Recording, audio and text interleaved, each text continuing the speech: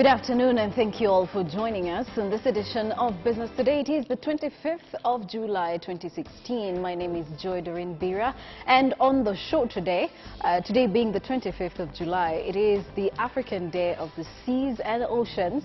So we are going to be speaking to the Acting Director General of Kenya Maritime Authority, that is Cosmas Cherop, who is going to be talking to us about what we do not know about Africa's seas and oceans, and also what the significance of this day is to Kenya.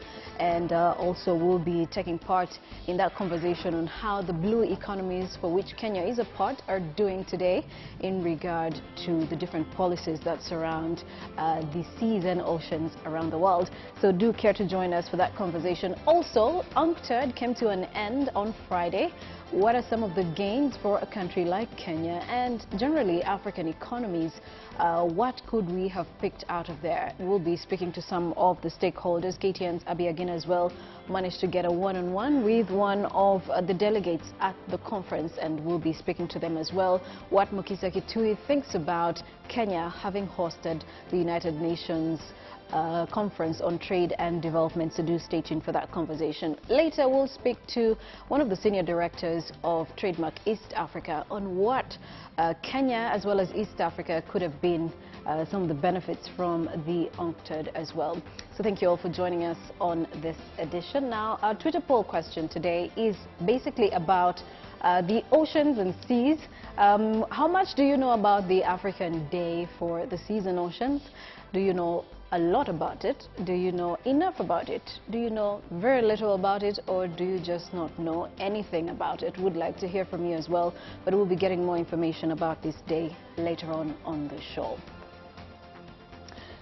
So let's begin by taking a look at how the markets are performing this afternoon, and we'll start with the stock markets. If you can come with me to our screen, we'll be able to take a look at that as well to get you up to date with what's happening at markets. And hopefully we can have them on here, see how the markets closed on Friday. That was last week as well, the same day that UNCTAD ended. And maybe we can get those now or a little later. Well, let's now take a look at some other stories. And the Monetary Policy Committee meeting is currently underway and is expected to review the current status of the reserves, monitor inflation, and review the impact of Brexit on the economy, if any, since the referendum. During the last Monetary Policy Committee meeting in May, the central bank cut its benchmark interest rate by 100 basis percentage points to about 10.5% from 11.5%. Inflation has been slowing since the beginning of the year and reached a nearly three-year low of about 5.27% in April of 2016, but began to rise, that was last month, and is expected to rise further again this month. A publication by Site on Investment in June indicated a possible rise in inflation in coming months, and the Kenyan shilling as well has remained stable, appreciating 1.7% against the dollar, supported by a narrowing current account deficit, high levels of forex reserves, and also improved diaspora remittances. Now, the next meeting is expected to happen in September.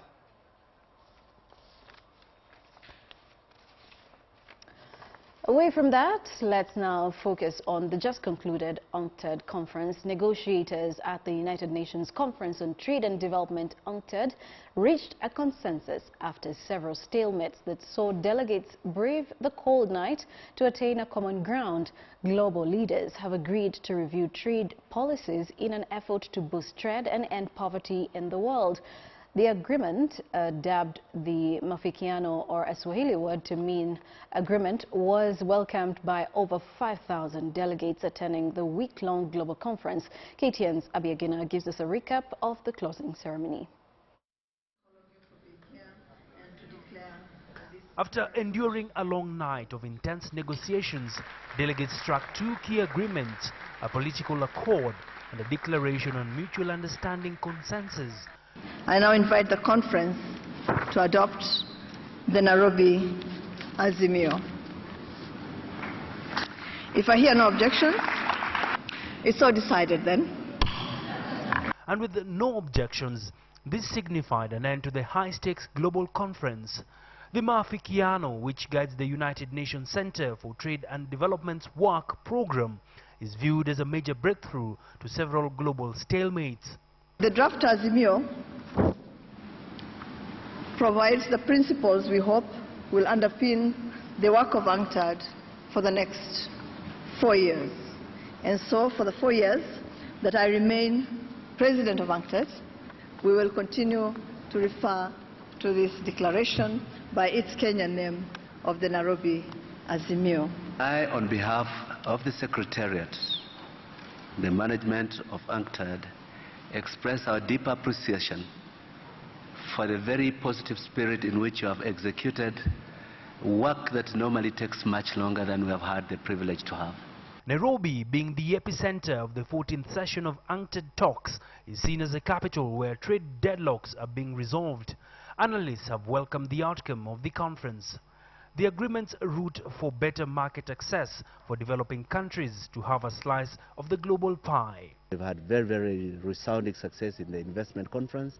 We've had major success in the ministerial roundtables and the global engagement on warning about debt management, on reforming investment agreements, on putting Africa at the center of the sustainable debate globally.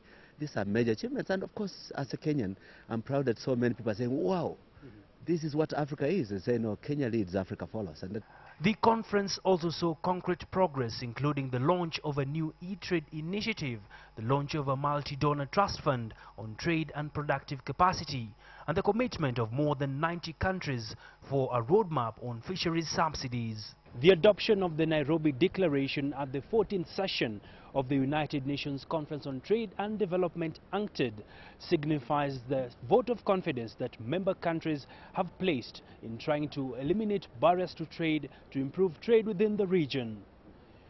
Abi Agina, KTN News from KICC.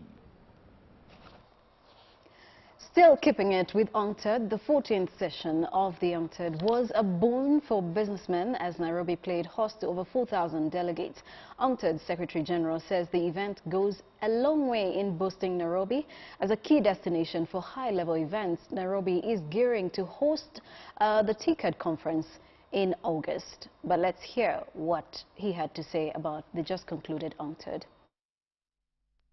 And again, I want to express my appreciation to the people of Nairobi that they could bear with us in a week of disrupted traffic.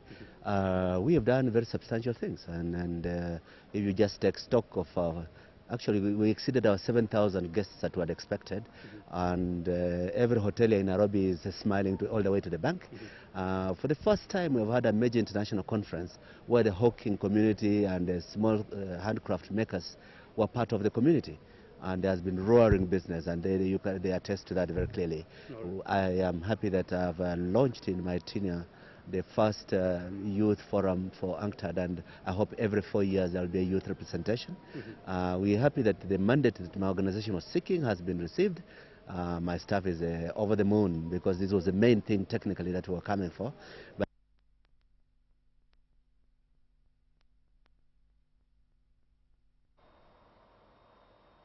And as the dust settled following the end of the week-long United Nations Conference on Trade and Development, analysts have raised divergent views on the shifting trade dynamics. Abi Agina spoke to Dr. Bob Wekesa, an academic who actually relooks at the UNCTAD and breaks down the significance of the event, plus a deeper analysis on why Kenya is keen on revamping her foreign policy.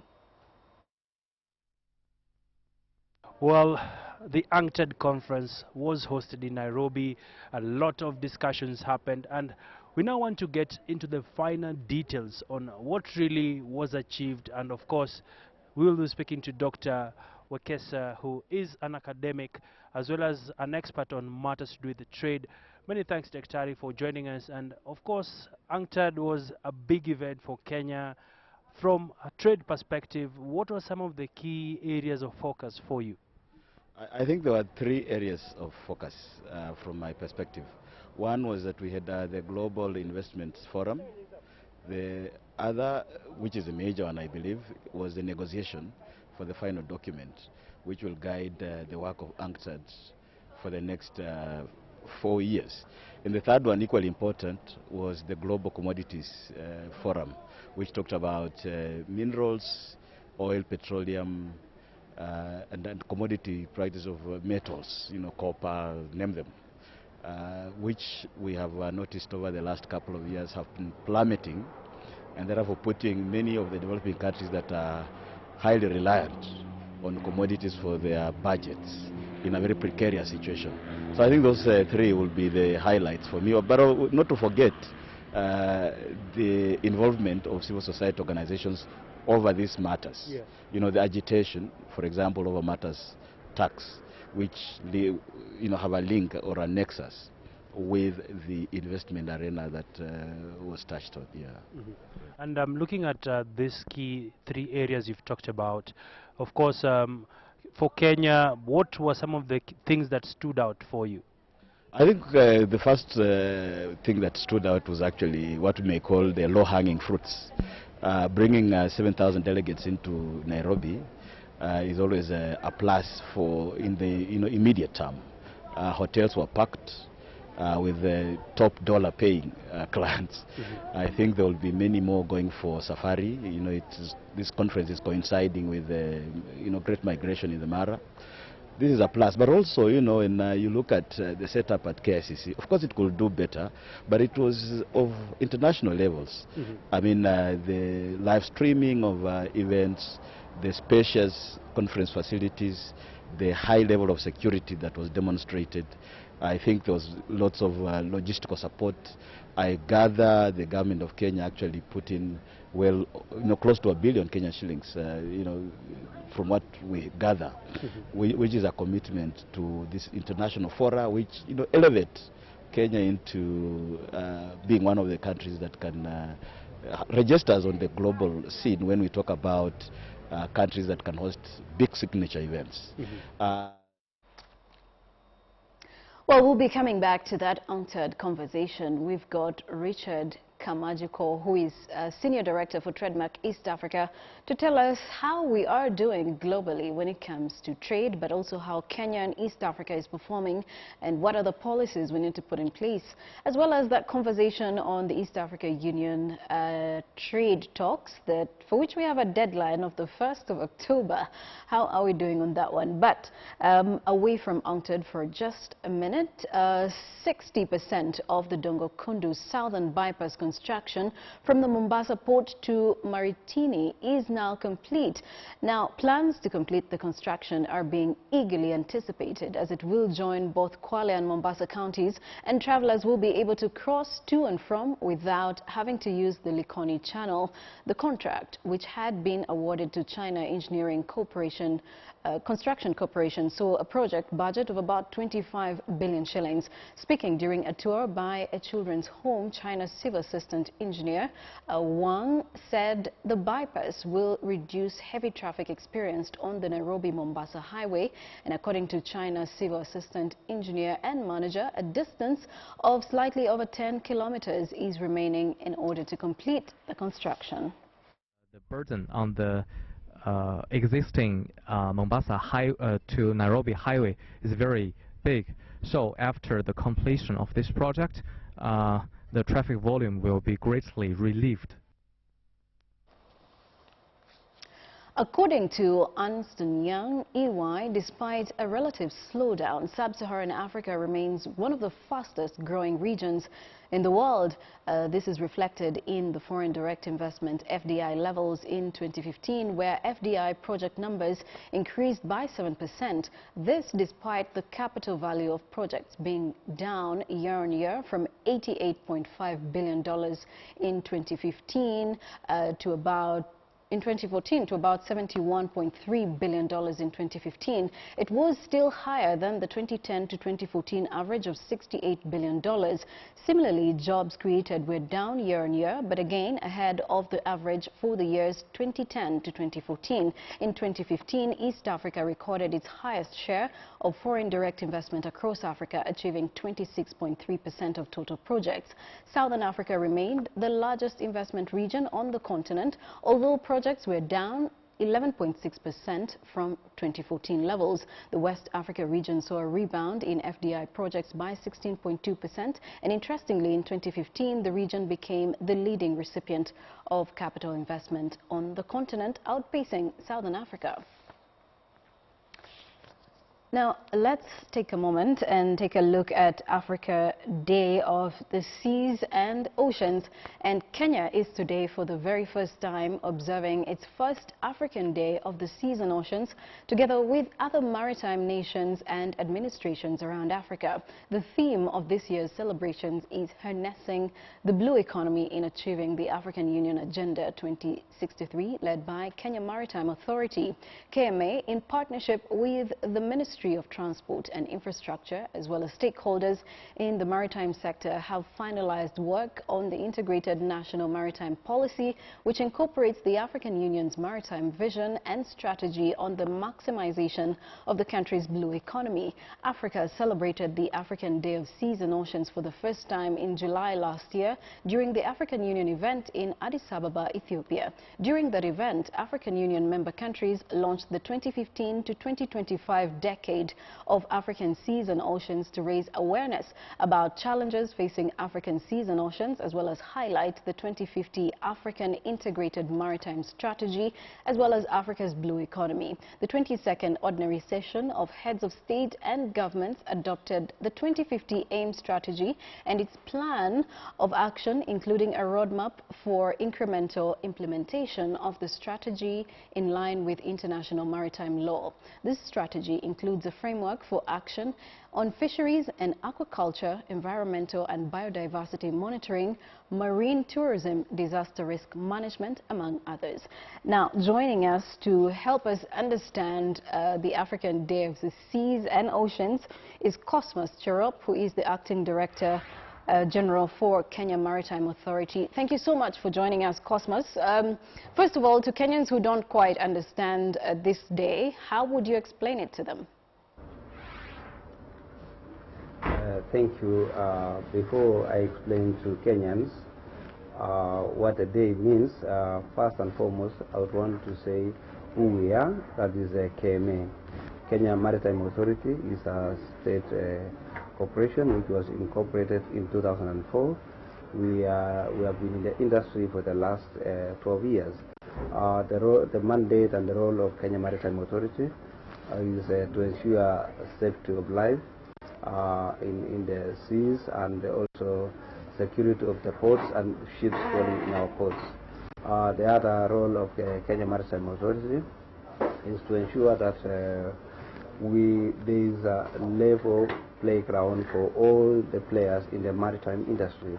We ensure that all the players play according to the set rules, so that any importer, any exporter do not incur other extra expenses when it comes to doing trade. You will all appreciate that about 90% in volume of all the transportation of imports and exports actually is through maritime transport. The other aspect of what we do as a Kenya Maritime Authority is to ensure that we preserve the marine environment. We ensure that there is no marine pollution from marine sources. What I mean here is that I would want to show that there is a difference between Kenya Maritime Authority and NEMA, because NEMA they are in charge of pollution from the hinterland. The other thing that we do in Kenya Maritime Authority is we coordinate search and rescue. We are the ones who receive first information on those people who are distressed within our waters and even in the international waters. So what happens here is that we get to know the nature of the problem the individuals are involved in, and if we require, say, helicopter services, we call the Kenya Air Force. If it is the Navy that we require, we also call them to come and assist. We are in contact with Kenya Wildlife Services, who are also they are turned to assist. and many other stakeholders, the Kenya Red Cross and many other stakeholders. Of importance also is the naval forces who are operating in the Western Indian Ocean. That is basically who we are. The Day of Seas and Oceans, what does it mean to us? Now, this is a day that was set aside by the heads of states and governments in Addis Ababa last year in July 2015. The purpose of this day is the African governments are being asked to look at and foster wealthy creation from our oceans, from our inland waters. That is basically what is being advocated for by this particular day. So what we are saying is that we should shift our focus in Kenya, for instance, from the hinterland and into the oceans, because for many years we have always relied on the hinterland in our economic activities. But we are saying that there is so much the untapped potential resources within the waters, and that is the focus. Okay, now for Kenyans as well who might not exactly know much about this day and how it means or what it means for Kenya, there are some policies that are being put in place in connection to the Africa Union's agenda for 2063. What are some of the policies we are looking at for Kenya as a country today? In Kenya, even before the Heads of State Summit in Addis Ababa, we had already started the Integrated National Maritime Policy, which we had a conference in Nairobi between 23rd and 24th of February last year. And you now realize that this one was way earlier than the July meeting in Addis Ababa. The purpose of having or rather coming up with a policy is to ensure that all the players within the maritime industry understand how to relate in terms of doing business, understand how they are supposed, what are their obligations, what are their rights, and basically, so as we are talking now, we have had a task force which has been looking at developing rather the integrated maritime policy. They completed their work early last month, but as we are talking, the Cabinet Secretary for Transport, Infrastructure, Housing and Urban Development, Honorable James Macharia, will be launching the serious draft. Once this one is done, we shall take it for the public to give their input, to critique, and make sure that at the end of the day, we have a document which is applying from all the stakeholders. That is basically part of the policies that we are looking at. All right, and so this one is addressing very well. Talk to us about the blue economies. For Kenya, not much has been done, I guess, or if it has been done, it hasn't been put out. This information hasn't been put out. But what are some of the challenges that Kenya faces as being part of the blue economies? Thank you. The blue economy is actually option-based economy. What we are talking about here is that we want to shift focus from the hinterland into the waters. As we are talking, there are lots and lots of resources which are untapped, remains untapped in our oceans. And some of these resources, we're looking at the oil that was discovered. There is gas also that is yet to be exploited. We also have fishing, which has a potential, as you are all aware that all over the world there is a shortage of fish. And we have a very, very big area, we're talking about 350 nautical miles. That is an area that is available for all Kenyans. It is upon us to man that particular area and exploit it for the benefit of all the Kenyans in terms of job creation, in terms of getting the fish that we can export. In terms of tourism, we can have the sport tourism in our waters. We can also do some aquaculture. Like we have areas where we are saying here we are going to have fish ponds. We also can grow with seaweed. Seaweed is a plant that is it is now required for medicinal purposes, and we are growing at the moment, and there is more and more potential for other Kenyans to come in. So what we are basically saying is that looking at transportation today between Mombasa and Lamu, between Mombasa, Dar es Salaam, between Mombasa, Zanzibar, people have to take buses. They have to take so many hours on the road. But if we are individuals who can invest in various small ports, speed ports, yachts, and the likes, those are the potential areas that we are saying. Let us have Kenyans putting their money in the waters in terms of investments, because all of us, we are rushing for trucks to move cargo from Mombasa to the hinterland, and the HPR is now coming very soon.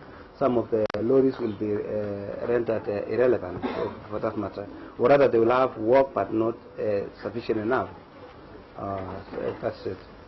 Well, thank you so much, Cosmas Cherop, the Acting Director General for the Kenya Maritime Authority, speaking to us live from our Mombasa studios.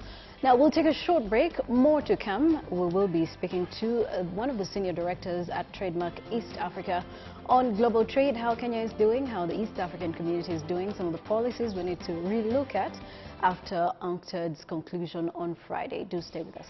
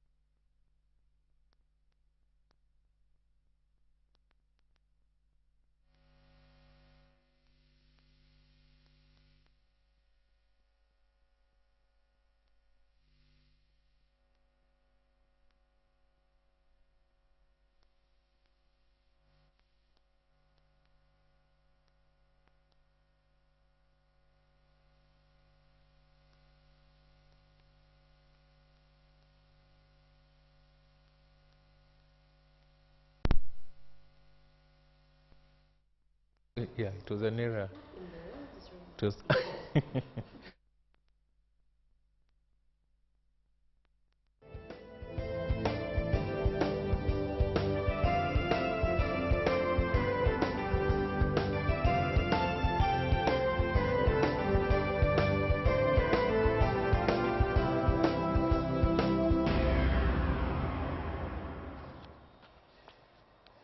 Welcome back. You're watching Business Today here on KTN News. Now, rice farmers in Kenya are set to dramatically increase their productivity with the introduction of the new Kenyan hybrid rice varieties that is capable of yielding up to 7 tons per hectare. The new hybrid rice variety has been developed by the African Agricultural Technology Foundation. On this week's episode of The Next Frontier, Phil Kitanya visited some of the farmers in Ahero, Kisumu County who grow the new variety and brings us this report.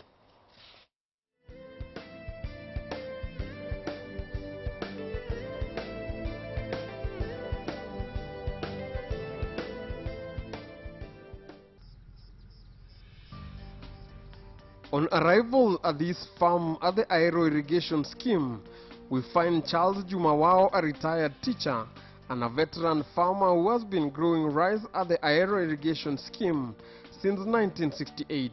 Charles was busy deep in the mud, weeding his small plot of rice, a ritual that every rice farmer has to go through. But on a closer look, Charles' plot had a tall, deep, lush green rice as compared to some of the other plots of rice that were short and pale yellow, with Charles insisting it's because of the new hybrid rice variety that he currently grows. This new variety is really very good.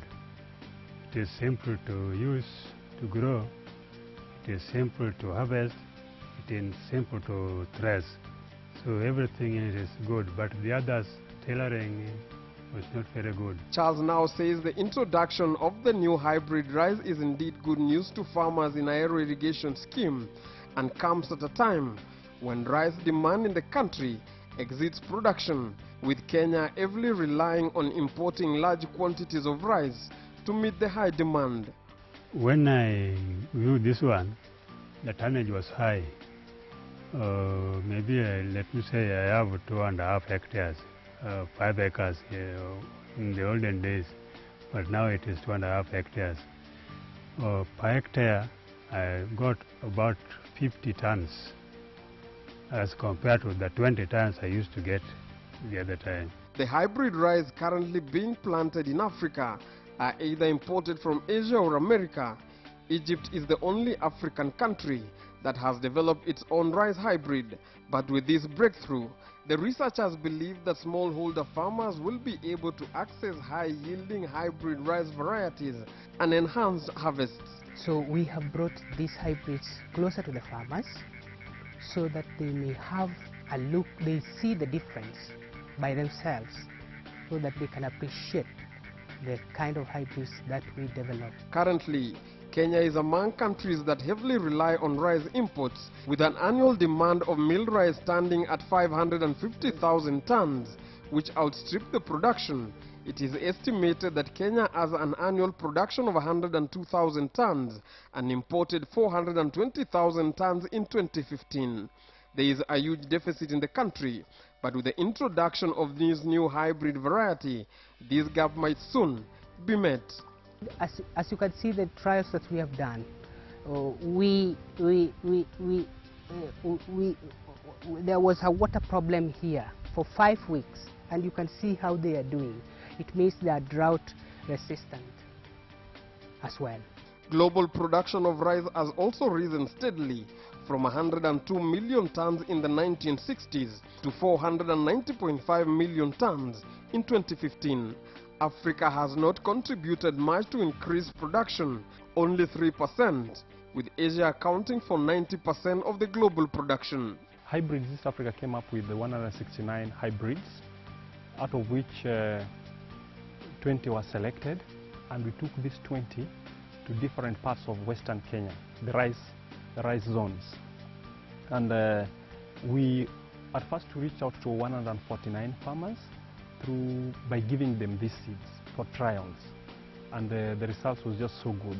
The yields were outstanding compared to the existing varieties in the market.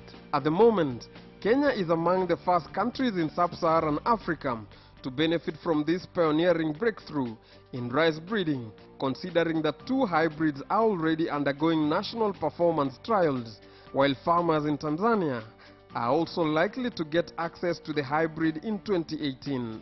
We want to do some professional farming, where we contract our farmers.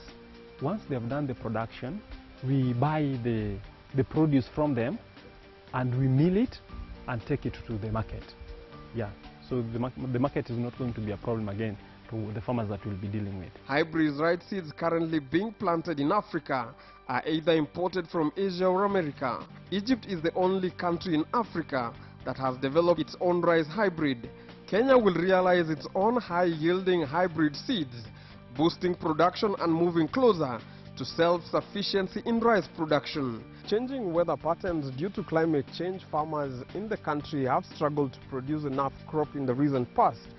But with the introduction of new varieties, like this new rice variety being introduced in an aero irrigation scheme, farmers are now expected to spend less in their farms and harvest more.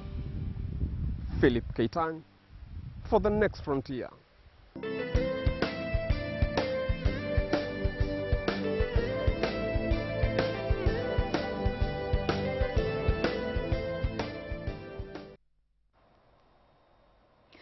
away from the next frontier and the hybrid rice, let's now get back to that conversation on UNCTAD. And in studio, we have Richard Kamajigo, who is a Senior Director, Trade Environment at Trademark East Africa, to talk to us about how Kenya is doing in terms of trade, as well as the East African community. Richard, thank you so much for joining us. Thank you. The UNCTAD just concluded last week on Friday. What do you think were the takeaways for a country like Kenya? Thank you very much. UNCTAD's focus was on removing the bottlenecks in trade.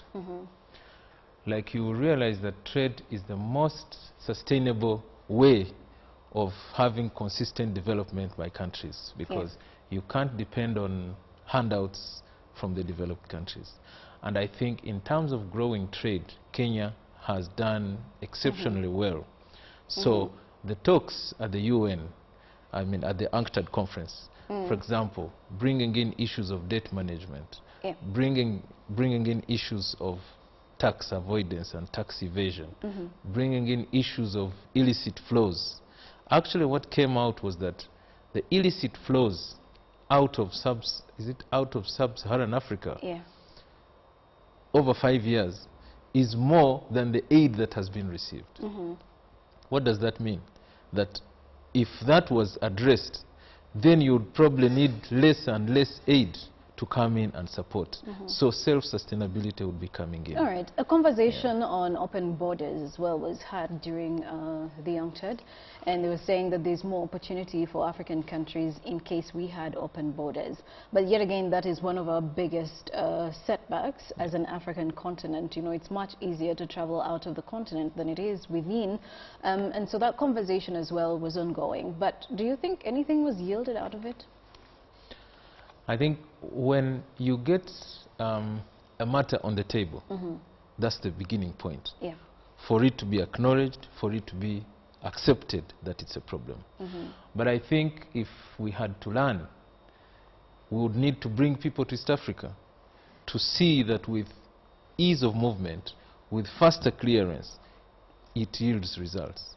As a result, I was reading a report by the UN Economic Commission for Africa, published together with the African Development Bank, that East Africa performed best among all the regional economic communities. About a month ago, the World Bank Logistics Performance Index came out again, showing East Africa as the best performing region.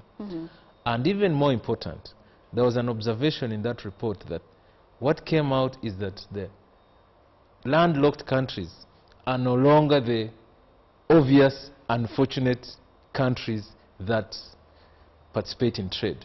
So with easing of the bottlenecks along the way, it doesn't matter where you are. All right. Well, and speaking of landlocked countries, you know, during the World Trade Organization conference, there were some, you know, laws on trade that were said to be outdated and did not really resonate with the current trade terms or the current trade environment, not just in Africa, but around the world. And I'm thinking that that conversation was carried on as well onto UNCTAD. But from the Trademark East Africa perspective, do you think that there are some trade laws in Kenya and East Africa that we think maybe are outdated and either need to be relooked at so we can be able to move on with the current trends when it comes to trade? Yeah, definitely they are there. I can't recall to tell you one or two, but what has happened in the region, one is that the business is moving ahead of the law, of the reform of laws. So you'll get onto the law books and you find laws there, but in practice, those things have been set aside. And that is how now the whole environment has been revolutionized to ease the movement of goods. So the laws are there, but the governments and the private sector have agreed that we need to move. Let the laws follow, but we are moving. And that's really, I think, the best way to take it. Otherwise, if you wait to do something because the law provides for it, that's more difficult than amending the law to provide for what the business wants. That's the way it's happening now. All right. Yeah. So as East African countries and maybe as Kenya, we have a deadline of the 1st of October with the talks regarding the EU imports and exports. But then again, if we do not meet the deadline of making sure that, you know, everything is settled by around that time, what are some of the possible implications that we are looking at? Yes, the implications would be Kenya's exports attracting taxes in Europe. Yeah. But I'm aware that a lot of discussions are being held, and that deadline is likely to be extended to be able to address whatever concerns there are that have stopped the signing of this agreement before October. So I'm very optimistic that we will not reach that point where Kenya's exports have to attract duties in Europe. All right.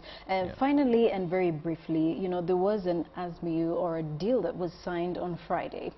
What does it mean for us as, say, ordinary business people in Kenya and East Africa? I must confess that I've not read the full text of the declaration, but going by what has been published, agreement is always good. Yeah. Once you agree, that gives some predictability, some light at the end of the tunnel. Now, I don't know whether they agreed to expand the mandate of UNCTAD, but if that's what was agreed, then it's good for everybody. It's good for Kenya, it's good for East Africa, it's good for the North as well, that countries are enabled to trade.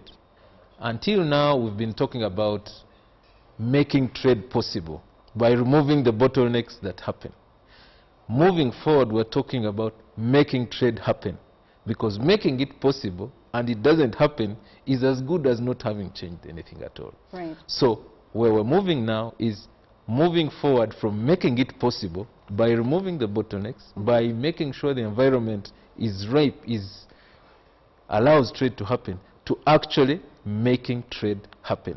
And one of the areas of focus out of this is improving the capacity of our countries to trade, for us to have the trade. Otherwise, it's like having a road but no one uses it. Right. So that's a very good area, that capacity will be an area of focus, so that then trade happens after making it possible. All right. Well, thank you so much, Richard Kamajugo, who is the Senior Director, Trade Environment at Trademark East Africa, talking to us about some of the takeaways for Kenya and East Africa when it comes to trading with the world. Now, farmers in Kitui County have been urged to focus on planting drought-tolerant crops like green grams, cowpeas, pigeon peas, sorghum and millet that the climate in the area is suitable for. Speaking at the Kitui County Trade Fair, or the Agricultural Trade Show, Kitui Governor Julius Malombe noted that there was an urgent need to double the county's efforts towards the production of those crops with a view of aggregating enough produce to export to the emerging markets of India, China and other nations with large populations. His sentiment comes even as the county has in the past partnered with local blue chips like the East Africa Breweries Limited for the production of sorghum for making beer.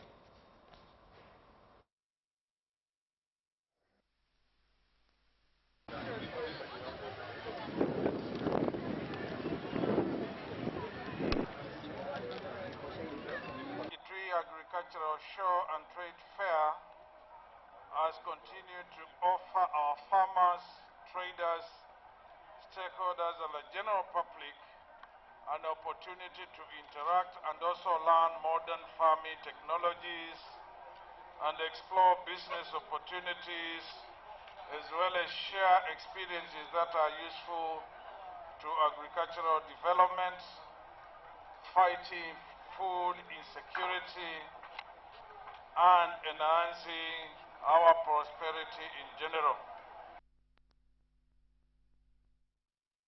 That's the agricultural show in Kitui. But before we wind up Business Today, we'd like to take a look at what's making business headlines around the world. Trix is here to let us know what that is. Yeah, so we're having a lot of interesting headlines today, and from the Bloomberg paper here, we're having the beginner's guide to Brexit. What have we learned so far? Yeah. So it's been weeks since the UK voted to leave the EU, but still they're trying to figure it out. So they're just trying to take a look, a stock check, I think, of what we have learned and just give us a clear picture of what we can learn about this. And then there's a terror attack in Germany whereby a suicide bomber exploded a bomb in his backpack, killing himself and injuring 12 people. So it's a very interesting story given the immigration scandals and the debate about whether Europe should take in more immigrants from Asia and other problematic Well, that conversation areas. actually did come out quite very strongly. But again, you know, the shock was that it was Germany that was attacked. Yeah, because it's been welcoming a lot of these people. Exactly, and we've been seeing the G8 countries as well, you know, having so many attacks the past few weeks,